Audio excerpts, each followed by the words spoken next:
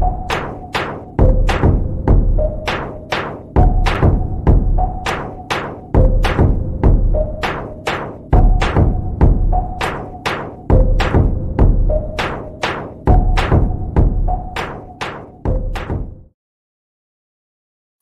evening, good evening, good evening. Welcome to a new edition of the Urban Sentinel live show. And I'm your host, Reggie Kearney. I need to change my name too from Reginald to Reggie. My mother always called me Reginald when she was mad at me. But hey, neither here nor there. But I want to welcome you all to a new edition of the show. It's a byproduct of Kearney Media, and also it's a part of the Urban Sentinel magazine. So glad to have you here tonight to view this show, and I think you will really enjoy it as we bring on my relationship guru, Raven Thistle, and we're going to talk about what we always talk about when we're Raven, your state of mind. So, Raven, how are you doing tonight? Hi, I'm doing great. I'm in an elevated state of mind. How are you? No, I'm doing fine. I can't complain. If I did, nobody would be listening to me, so I keep it to myself. I will listen to you. Oh, boy. So tonight, okay, the last time we were talking about a month ago, we were talking about relationships, and tonight we're going to talk about how some women and also men take their hurt from past relationships into new relationships, and how that can cause problems in the new relationship. And so Raven is going to give all you men and women that may be hurting for one reason or another some advice on how to handle someone that's coming out of a relationship into a new relationship, but they're bringing some pain and hurt with them. Am I correct, Raven? Yes, you are absolutely correct. And I think we all enter relationships with some degree of pain or trauma or beliefs that we developed in previous relationships. And sometimes those relationships are romantic, sometimes they are friendships, sometimes they are family relationships that have caused us pain, trauma, or perceptions and beliefs that we bring into the new relationship that hurt our new partner. And so the advice or what I would say to somebody who is dating someone who they would describe as a quote unquote hurt person, I would ask if one, do you want to be with that person? Like, now that you have seen this is how their hurt plays out, and their journey to healing that hurt will mean that I have to basically suffer in some ways, or I will be hurt in this way that it plays out for them. And am I willing to do that work with them? Am I willing to? And then the next question is, are they willing to do the work of growing and healing? It's not going to happen overnight.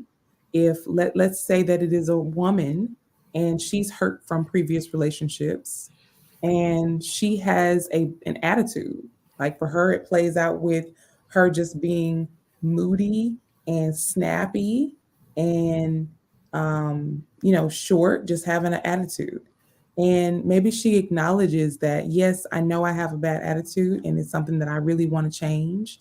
It's something that I really want to fix, and I'm working on it.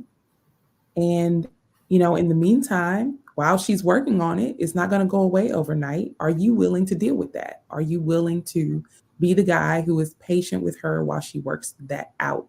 Are you going to love her through it? Are you going to listen? Are you going to, take the brunt of that and be a healing place for her?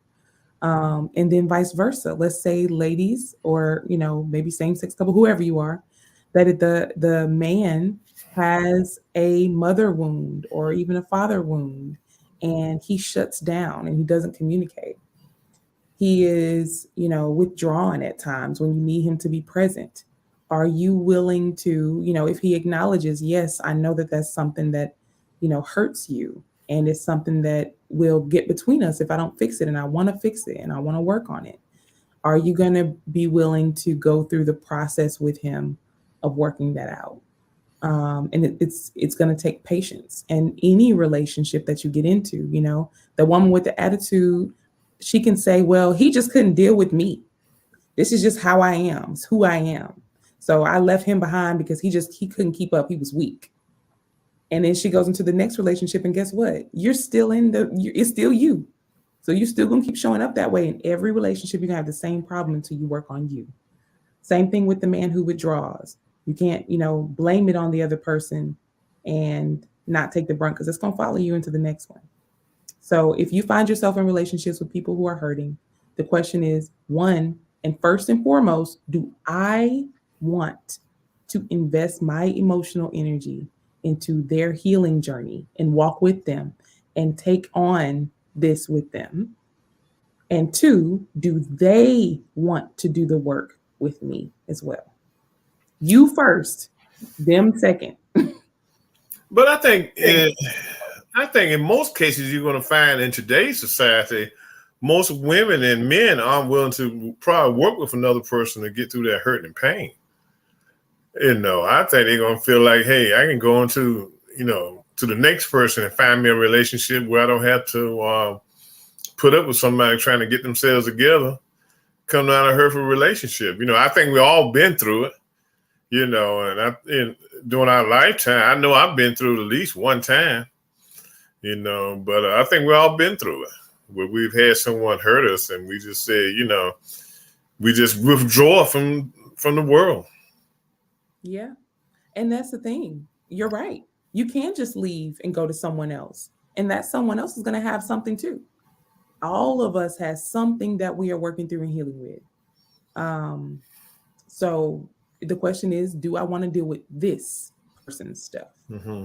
And if the answer is no, absolutely, you can go find somebody else. Right. But you know that your stuff is still going to come up. Mm-hmm. And that person's going to have their stuff too.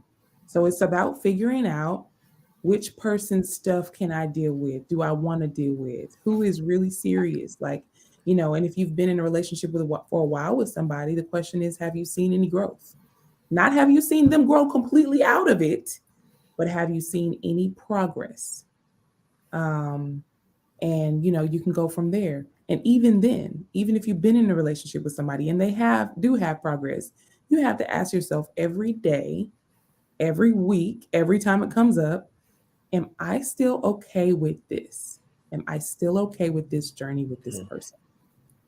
But couldn't either person, one or the other, couldn't they mask what they're feeling and what they've been through, and then you would never know? You'll know eventually.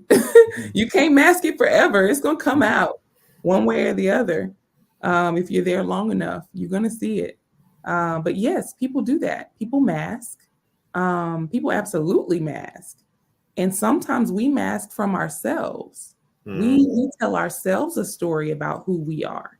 We believe ourselves to be the victim in situations. We believe that, a lot of times, this was me. This is my story, is that I was always the person in the relationship who, I didn't cheat. I showed up well for my partner, this, that, and other. And then my partner would do something dramatic. Like either they would be abusive, or they would be a cheater, or they would lie, or, just things like that are just really big things. And so I never had to work on my stuff because they were always the one who had the big stuff to deal with. So they were always legitimately to blame, and I didn't have to look at the way I was showing up. Right. Then I got into my first healthy relationship with somebody who wasn't any of those things. Not a cheater, not a liar, not abusive, just a normal person with normal traumas that, for how they show up, normal pain from their own past that they process and deal with well, treats me well. And then now we're equals. And so now I'm equally to blame for things, So now for the first time, I'm confronted with myself, and my partner also has to deal with my stuff too. And as I'm growing through my stuff, I'm aware of it. I'm apologetic for the times and the ways that my stuff hurts my partner. And he's the same way. He's working through his stuff. He's apologetic for the times that his stuff gets on me. And we are gracious and patient with each other, but it takes practice, intentionality, work. and both of us deciding every day that we still want to do this with the other person. But okay, so now, are we talking about single people? Because you could take this kind of stuff into a marriage also. Yep, You know, absolutely. you could have had a relationship for 5 years, then you decide to get married, and the relationship has been good for the 5 years that you all been together, and you decide to get married, and then all of a sudden, once you get married, you get into the marriage, then all this stuff starts coming out. Yep, that happened to me. That's why I'm divorced. Okay. But you know, and I can say that. But as time goes on, I've been divorced for 6 years now. Mm-hmm. As time goes on, and I learn more about myself in this healthy relationship that I'm in now, my Mm-hmm. marriage was too toxic for me to ever have healed. And it was too toxic for my ex-husband to heal either. I wasn't the right person for him to heal with, and vice versa. So now that I'm with somebody in a safe place that I can heal, I can see, oh, I had some toxic things too about the way I showed up in Mm-hmm. that marriage. Even though my ex-husband, I felt he had some more obvious things. My things were more subtle, but they were just as toxic.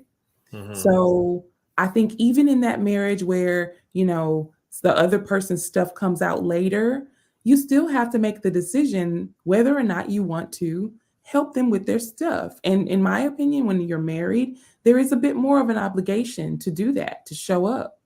Now, if the stuff that's coming out is abuse, then that's different. Mm-hmm. If it's coming out in ways that are abusive, then that's not okay, and you have to get out of there. That's ultimately what made me decide to leave. Mm-hmm. But I think it's also important to say, Reggie, that in my strong opinion, you cannot heal by yourself. You cannot heal from relationship trauma without being in a relationship.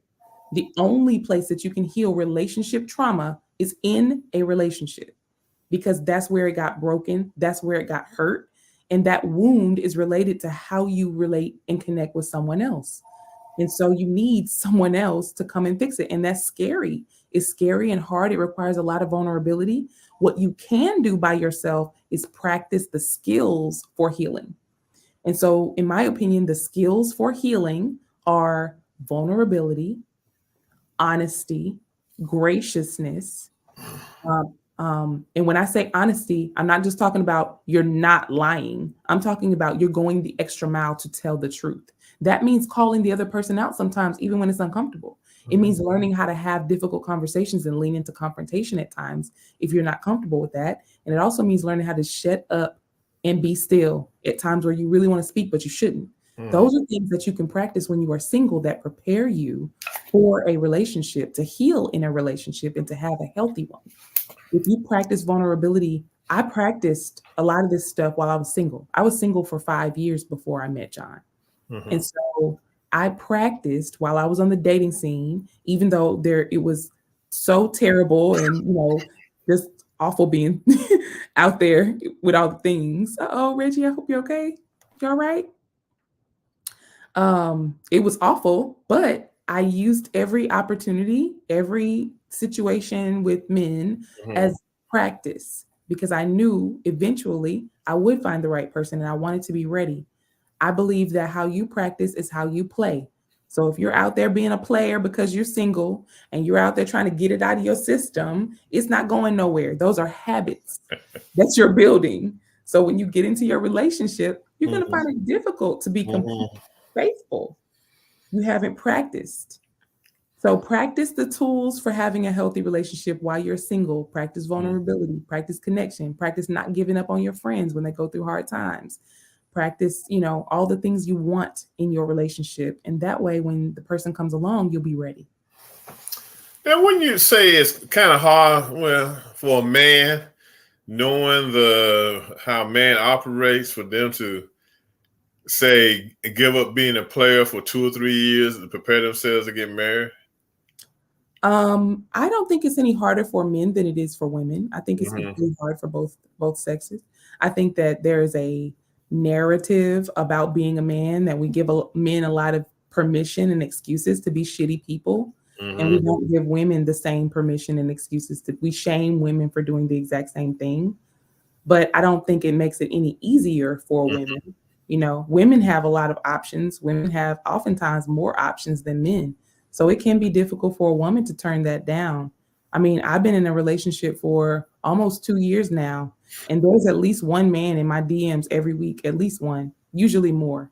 Mm-hmm. And I don't have any interest. I'm not, I'm not responding to these men who are in my DMs. And it's not hard for me because I've been practicing being selective for a long time. Right.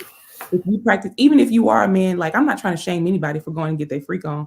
Do your thing if that's what you want to do. Mm-hmm. But do it selectively. I would recommend, like, if you want to go and explore, do your thing. Do it ethically, which means you're telling everybody the truth. You're getting tested. You're having them get tested. You're exchanging results. Go try everything. You want to try threesomes and stuff? Just be honest. Tell everybody what's up. Don't be out there lying. If you Mm-hmm. have built the habit of being honest and you have built the habit of being transparent, you're building the habit of being vulnerable, then okay, maybe you'll go into a relationship and you'll find a woman who she has the same values. But I don't like when people, they want to go let their freak flag fly. And then they also, when they're ready to settle down, which really means that they done lost their hair Mm-hmm. and they feel less attractive now. That's Mm-hmm. when they're ready to settle down, they want to find somebody who hasn't done all the things that they've been doing. That I think is a really unfair double standard. Get you somebody who has lived a little bit too. And then you won't be tempted to run out because like you can have a little more respect in what you have. She has the capability to do the same thing that you have the capability to do. She practiced the same things you practiced. Mm-hmm. Um, but I think it's unfair to go out there and be a player and then try to like level with somebody who doesn't know anything about that world. Um, I think that that's predatory. Mm-hmm. You know what I mean? But we getting off topic, Reggie. Hey, yeah, I'm sitting here thinking about some other topics we can take this topic to and Come everything. on, you But ready? because it all intertwines, okay? Because yeah, a man or a woman, they can be a player, or I used to call them playettes, okay? They can go out on the dating scene and enjoy themselves for as long as they want to, and as players and playettes, and then they find themselves not wanting it no anymore, or either they get hurt through the process. They get their feelings hurt because they meet someone who's a match for them, too tough for them. Okay, so then they fall out of it. Okay, so then they decide, well, they don't want to do it anymore, but the damage has already been done. But they still have that urge to do it. And I think that's probably something they take into the marriage. That urge of wanting to be a player, because let's face it, it's more women out here than men. Okay. Only a little bit more, Reggie. Yeah, but still, it gives men a little more of an opportunity to act crazy, okay, or act I think stupid, there's more okay. eligible women. Yeah, Eligible women. Because I and, think a lot of men are disqualified from dating. right. And then what happens? They, like I said, they continue on living that lifestyle of trying to be a player and even taking it into the marriage and stuff, because they find themselves, they don't know how to walk away from a situation they may find themselves in as a married man. Okay, because there are women out here that prey on married men. Okay, because there are a lot of women that are very independent, and they'll tell you straight up, oh, look, I only need a man for one thing. Okay, but this man wanders off into the wilderness, falls in love with somebody who really is not looking for a relationship. And that's where the real problem started at. Because they sitting at home in the bathroom making phone calls, in the closet making phone calls, and because they can't let go of what was supposed to be probably a one night stand, even though it was wrong, they can't let go of it. I think we have to call this exactly what it is. When you talk about that urge to go back out there and do that more and to get back out there, be a player, that player urge, Mm-hmm. what that really is trauma. because any person who has to go and get up under and on top of somebody else to feel whole is running from something. Why can't you be by yourself? What's wrong? What are you getting from all these women? Because and let's go back also to the language that we use. We call it being a player, right? Players are for games. People's bodies, people's hearts are not a game. And the fact that we have reduced sex, sexuality, relationship, and connection to a game as a society and as a culture is the problem. So that's why you have men who you've been with 500 women, you've been with 500 women, and you don't know how to connect with a woman. You've been with 500 women, you don't know how to listen. You've been with 500 women and you don't know what love feels like. You don't know anything about intimacy. And that is a shame. That's a self-robbery. So for the person who chooses to treat it like an urge instead of a wound, that's the person who ends up in a marriage and is unable to stop himself or herself from connecting with their partner. That's the person who can't resist the phone call, the whatever. It's trauma. And because that person doesn't hurt, now he doesn't just have 500 notches on his belt. He has 500 soul ties. He has 500 soul ties. And he has 500 pounds of whatever was in their womb on his lingam now. And I'm using Sanskrit Tantra language now. But like this is sexuality is spiritual. And there is no, even though there's this idea that men are able to separate sex from emotion, what that really is, that wall is a trauma response. It is somebody who was supposed to give you intimacy and connection in your childhood did not. You did not learn intimacy and connection. That is a part of you that is closed off, broken, wounded, that needs to be reopened and healed. And only when that player sits still and refuses to give in to that urge or to feed that inner child a fake intimacy, then will he come to terms with the fact that, damn, I'm actually hurting. I'm actually hurting. But what's Nick Cannon's problem then? I don't know what the hell wrong with that brother. Oh boy. Okay, Salvatore says 500 women sounds like a man who may be a homosexual. For sure, yes. That's Salvatore. That's the first time I heard that. It's so true. It's so true. So many men who are truly homosexual are running around masquerading as players. It's the reason I never settle down with a woman. And some men who are abusive toward their wife or their girlfriends, they have a string of women that they abuse. Angry because she's not a man. Angry at themselves. She'll never be able to make him happy. Listen to me, sis. If you're in a relationship with a man and nothing you do is good enough, nothing you do, you cannot show up good enough for him, baby, he is gay. Okay, he does not want you. He don't want you. That's the first I heard that one. Yes, going around hurting women. And you know what? Salvatore is right. Going around hurting women, you don't like women. You don't like women. If you enjoy and you take pleasure in disrespecting women, you don't like women. These men, there's a culture. There's a culture of men who takes pride in how many women that they can check off, right? You're not treating women like humans. You don't see them as humans. That's why so many in the culture now they call women females. Females this, females that. The problem with that is you're taking the humanity out of it, because it could be a female snake, a female spider, a female whatever. You know, put the word man back in it so you recognize that that's a human being. That's right? Or even a lady. Put some respect on that name. Class it up. And so I find that in these situations where men will call women females or treat them and dog them out, the only people that they respect are other men. They don't respect women. How can you have intimacy with somebody who you don't respect? You view women as emotional. Oh, she's so emotional. Like that's a negative thing. They're so emotional. You know, you wash it away. But Right.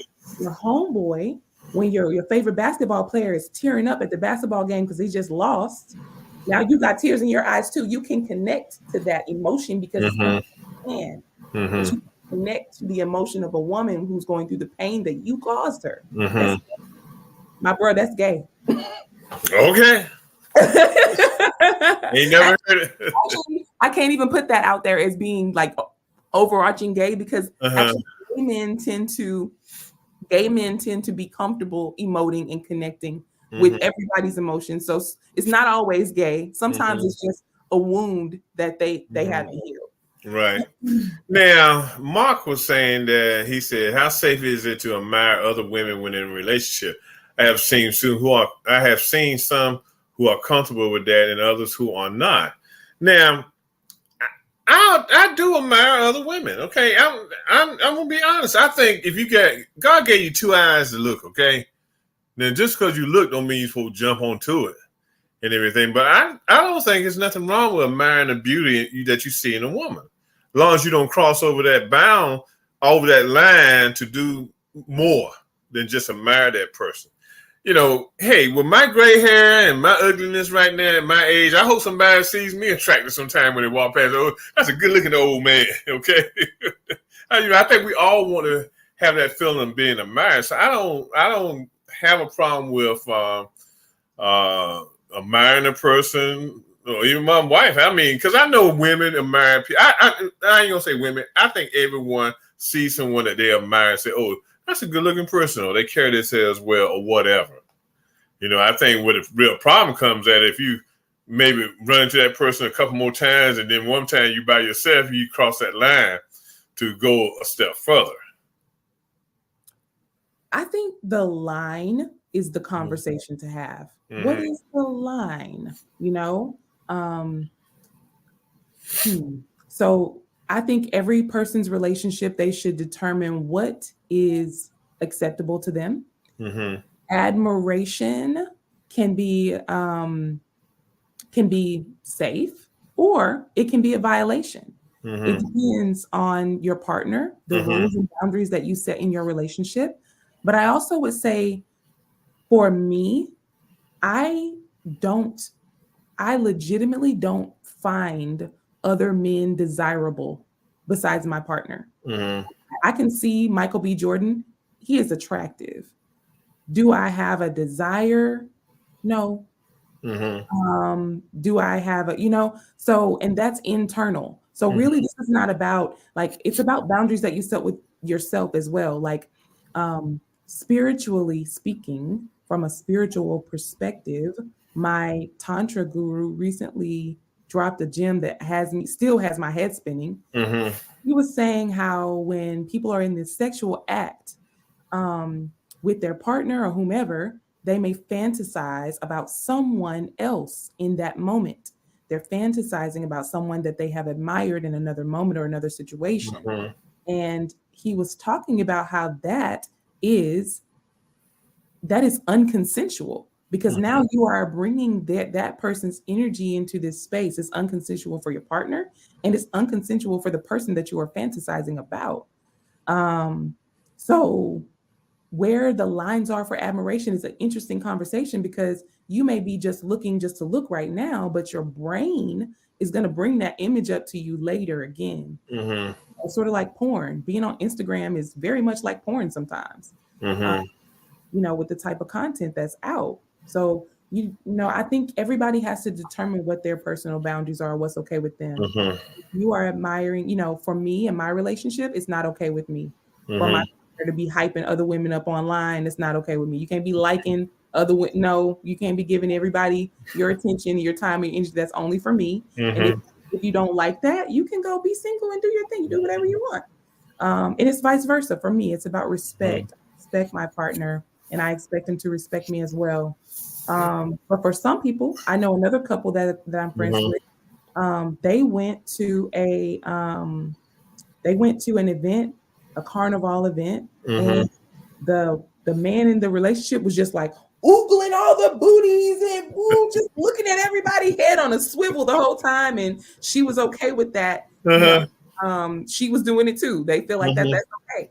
If that's your thing, Mm-hmm. do your thing. Do what's comfortable and happy for the both of you. But I would also just be very careful and make sure that your partner is not just going along with it because Mm-hmm. they want to make you happy. Mm-hmm. But like I said, I think to a certain extent, okay, you have to draw boundaries, okay, because there's beauty in all sorts of things in this world, okay, and I think human beauty is something that's great. I mean, I really do, and I think you got to call it for what you see it, but I think you at the same time, what your status is, and you can't go jumping over that boundary. And I agree with you. I look at some of these ladies on Instagram sometimes, and I just wonder. I say, how do you? Yes, you are attractive, but how do you contain your attractiveness? And when I say contain your attractiveness, do you have to get almost butt naked to show that attractiveness? Okay. And a lot of them, if you see a lot of women on Instagram, they let it all hang out now. And I don't think it's a thing of they maybe lack self-confidence in themselves. I think they just want to show the world, hey, look, this is what I got, okay? And they don't mean you're gonna get any of it, but this is what I got, okay? And like you said, they get all these likes, they got all these people following them and stuff. But you just got to keep once you I think once you get it started, you got to keep it going because if not, them likes are gonna start filtering away and people are going to stop following you.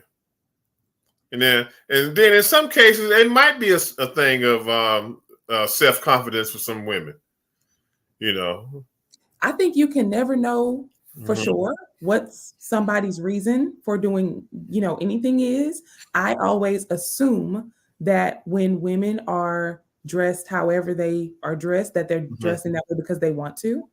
I personally have been known to let it all hang out when I feel like it.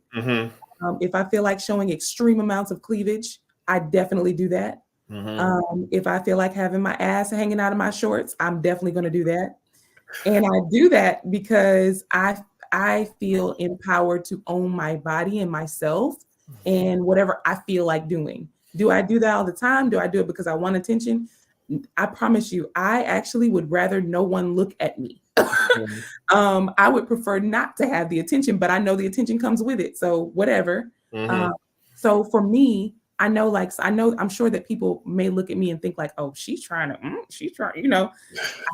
I do not care, Reggie. And I'm going to tell you why. I grew up with a lot of restrictions around how I was to dress and how I present myself. I was taught modesty culture, and don't be trying to look grown at a young age. And then, we talked a little bit about this last time about how where that came from, where the idea, because it's only in Black culture, the looking but for me, when my body started to change and I first got my new boobs, I hated them because I was a tomboy. And my stepdad and my mother, they told me I couldn't play with my friends anymore. I couldn't go out and play basketball. All my friends were boys. I basically had to stop hanging out with my friends and be alone because now my body was different. And, then I had my grandmother telling me, you got to cover those up and try to hide them and make sure nobody's, just nobody sees them and stuff. And I felt shame. Yeah. Women, we're taught in that conservative modesty space to basically be ashamed of our body. Just the way that it is. Meanwhile, I see men jogging down the street, no shirt on, and nobody's looking at him and thinking, well, he's just trying to catch somebody here. People are looking at him and thinking he's trying to work out and that's it. So when people look at me and think, oh, she's trying to, that's their problem. So when I go to the gym, a lot of times I have on my sports bra and my leggings or my short. I don't usually have a shirt at the gym. Right. I'm not the most fit person. I got rolls and stuff too. I don't care. And for me, it's partly empowering myself to just be free and do what I feel like doing. And a little bit rebellious because I want you to do question, like I want to make you question your own thought process about Mhm. how you are perceiving me. Why are you Mhm. thinking that? Um, so that's what I think. I don't really my friends make fun of me because I mind my Mhm. own business so much that I don't Mhm. even notice what's going on around me. Sometimes it's not a Mhm. good thing. I got new neighbors like months ago. I did not know that my old neighbors had even moved out. Mm-mm. So I barely notice what everybody else has on, but I do feel a little jealousy when I see men Mhm. running, jogging without their shirt on. I get jealous because it's like you don't have to worry about someone sexually assaulting you. You don't have to worry about people judging you or making Mhm. negative assumptions about you or feeling something. You don't have to worry about any of that. Somebody being uncomfortable because your body Mhm. is showing. I feel jealous when I see men jogging with their shirt off because I Mhm. know there will never be a day where in my lifetime where I as a woman can show off, can have parts of my body out That's and right. not be judged, not be Mhm. assaulted or any of that. That'll never happen for me. Mhm. Yeah. Yeah. Well, you ain't got to worry about me running down the street with my shirt off, shooting my. No. Let me say, "Ooh, look at him! Look like he getting ready for Christmas. Look like he trying to be Santa Claus or something." But yeah, yeah, in the black community, it was like that. Okay, they wanted you to dress modest, and like Mark said, the black church has a lot to do with it too. Because you wouldn't dare walk up in the black church with a miniskirt on or a mini dress on. You better have something down at your knees and some stockings on. Salvatore says the U.S. thing with the booze weird. It But is weird. Salvatore, that's how men judge. A lot of men judge women by the booze. Okay, and then when I was coming up, you didn't see a whole lot of booze. Okay, I'm 65 years old, and I tell people, I say it must be the stuff they're putting in this food now. Making women grow and young girls grow proportionately now. But you always heard that coming up. The churches especially. You better go into the church dressed a certain way, and you better not have nothing showing. And I think you're right. That was a black community thing, and it probably has caused a lot of young ladies to go in a direction where they do want to express themselves by uh, showing so-called quote unquote sex appeal, you know. And yes, Salvatore, we here in the United States, we got a lot of growing up to do to be able to uh, accept people and accept things that go on in society as they are, and not see a woman as a sex object because she might walk down the street with a boob showing. Okay, because here in America, that happens. Woman might get in trouble for doing that. Because there's some crazy person out there. But you know, So true. yeah. And I appreciate that Salvatore called out Italy, Hmm. France, South America. I haven't been to South America yet, but I lived in Italy for a couple years and Hmm. obviously spent some time in France as well. And in those places, there's a huge culture difference. And the main culture difference that I fell in love with was that it's people centric. Hmm. People matter in those countries. Like it's about the people. Yes, they have some capitalistic, ways, but in America, it's money that matters. And so we need women to feel insecure and uncomfortable in their bodies because that costs that pays. Like they will pay for things. If I can make Hmm. it like there's only one way to be beautiful, if you have to be skinny in order to show your tummy, and if you're not skinny and you need to look skinny, then here's some girdles, here's some things to help you look more like what we say you should look like. And then also to back on what you said about the Black community in the Black church, being a big source of that modesty culture. Absolutely, yes, 100%. But if we go back even farther, we have to remember that during slavery in America, uniquely, not in France, not in the French version, not in the European English, no, not there, but in the U.S., how there were prostitute houses that were just for little Black girls. There were rape of little Black girls.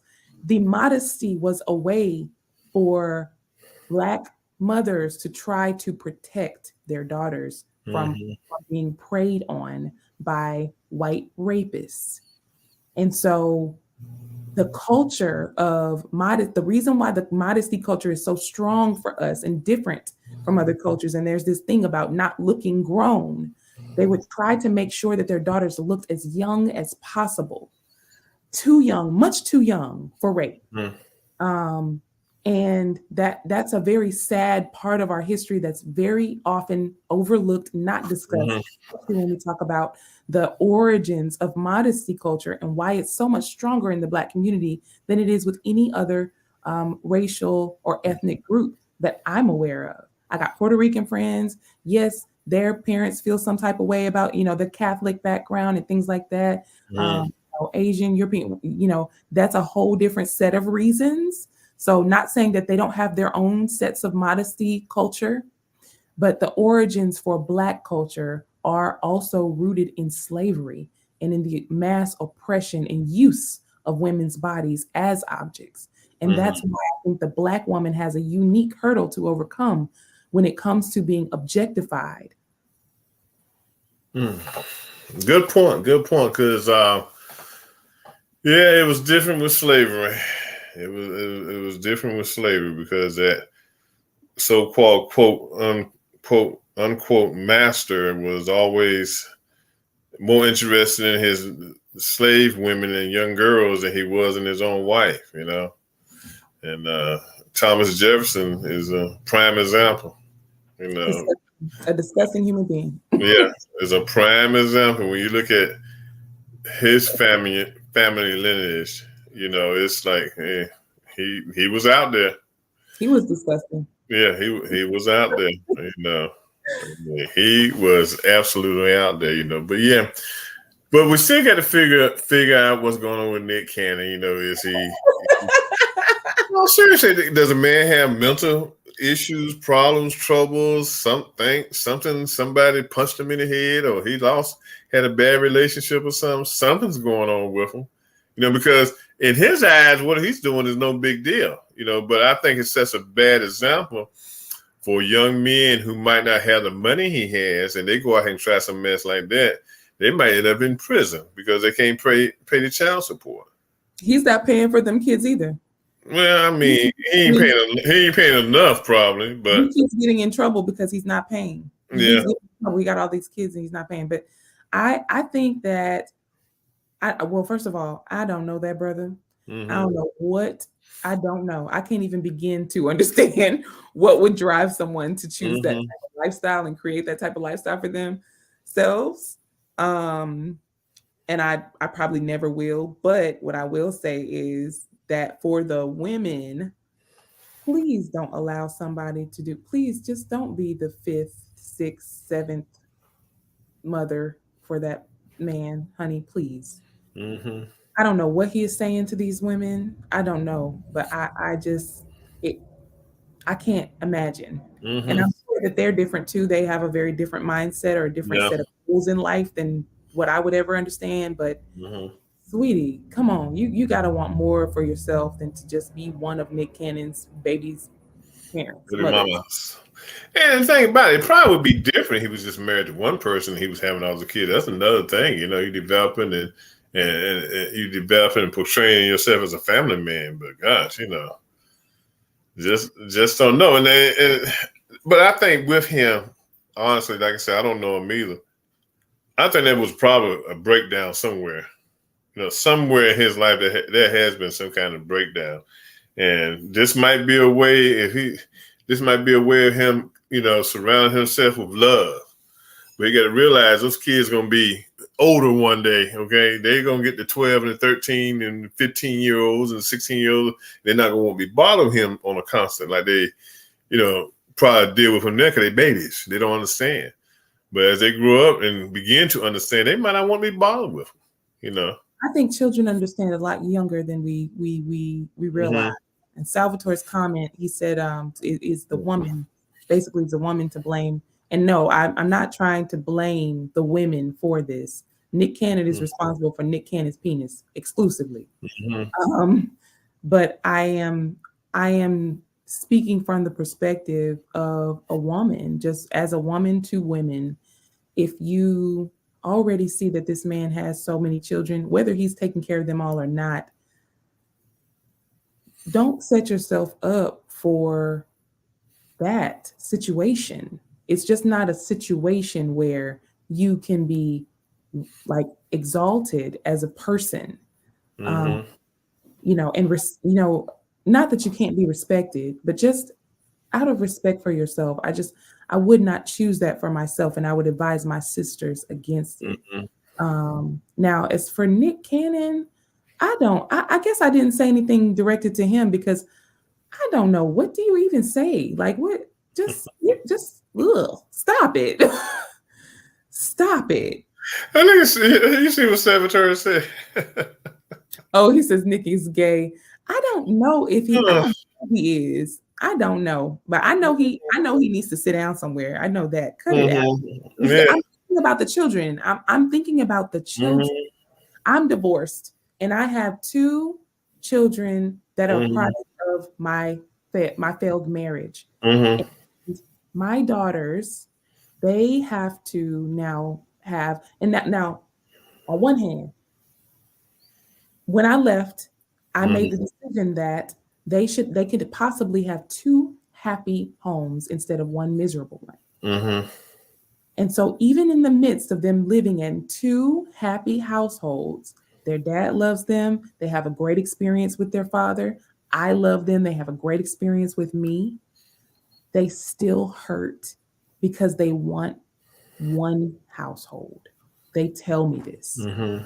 And so we have to have lots of conversations, and I Mm-hmm. have to remind them of why things are. And I have to hold them sometimes and just let them cry it out and process that together. And sometimes I will cry with them because I understand that this is hard. It's hard to miss one of your parents. Right. And I think about all of Nick Cannon's children missing their dad, and he's yet and still running off to make another one. I, Mm-hmm. I don't care what his problem is. Mm-hmm. I mean, I would like for the women to just keep their legs closed. And as women, I think we all need to raise our standards right now. There's a Mm-hmm. lot of bullshit out there that we could just avoid if we just stop. Like, just don't give any, just be alone for real. Mm-hmm. But I more care about the children. Mm-hmm. Like, it hurts me to know that somebody is intentionally making children just to not be there and just to hurt them. Mm-hmm. That's crazy. Yeah, yeah. But unfortunately, that's been the way of our society as a Black community. You know, it's been there. You know, there's a lot of guys out there that are not Nick Cannons or not has a lifestyle Nick Cannon have, and they out there doing the same thing. And I don't know how they do it, but they do it. You know, they I do it. You I know. also want to call out, Reggie, on this platform and in this moment, Mm-hmm. that Black men are statistically more likely to spend, and they spend more time with their children than any other race of men in the US. They spend more time with their children when they are present than anybody else. Mm-hmm. You want to acknowledge that. But mass incarceration Mm-hmm. is a huge part of why a lot of fathers are not present in the Black Right. community. Mm-hmm. How is it that we don't have the largest population of any country, Right. except when it comes to the prison community? Mm-hmm. We have, what is it, 20 times the number of prisoners? And so the predatory nature of our the predatory nature of our law enforcement system and our prison system has a lot to do with why a lot of Black men are not present. And I'm not trying to excuse the deadbeat assholes who just choose Right. not to look for their children. Mm-hmm. There are definitely those, for sure. Yeah. So, man, we got a lot of work to do in our communities. You know, we got to have people that, you know, regardless of what community in, that are role models in the community to young men. You know, regardless of what the race is. You know, you got, you know, they have to be role models that show what having a family life is like. And we know that everything's not going to be perfect. Okay, you know, there's always going to be divorce. And that's going to happen. That's just part of the world, society. People grow apart from each other. That happens, you know. But, you know, I just can't get with, you know, someone who just wants to blanket the world with the kids, want to fertilize the world. It's so crazy. You know, I'm trying to figure this whole thing out, but he knows. He knows. Okay, I'll tell you, when we've had another great conversation here tonight, even though we did get off a little bit off another, but I thought about a whole lot of different other ideas and places we could go with these conversations and stuff, because we really need it. So, Raven, tell the people how they can get in touch with you. You can't. No, I'm just kidding. You can definitely go to my YouTube channel, just Raven Thistle on YouTube. I also have an IBM TV network show there with, I think, like 12 episodes. Follow me on TikTok if you're looking for current, up-to-date content. I post a lot about how to be well, how to heal, genuinely heal and grow as a person. I also talk about relationships. So follow on TikTok and also follow on Instagram. On Instagram, I post a lot about my personal healing and growth journey. And I also make myself available as a healing and growth coach for group coaching. So if you're interested in group healing and coaching, cohorts and sessions, then you can DM, Instagram, or TikTok. As always, Raven, excuse me. As always, Raven, it's been a pleasure sitting down talking to you. And I guess in another 6 to 8 weeks, we'll do this again. Sounds good. And I appreciate the guests that were on tonight. The comments were well received. Thank you for watching the Urban Sentinel live show. Go to urbansentinelmagazine.com to pick up the latest magazine. We're working on the next edition to get it out. And I do appreciate you all. So until the next time, till next Tuesday night, I will hope that everyone continues to have a great week and be safe out there and take care of yourself. Good night, everyone.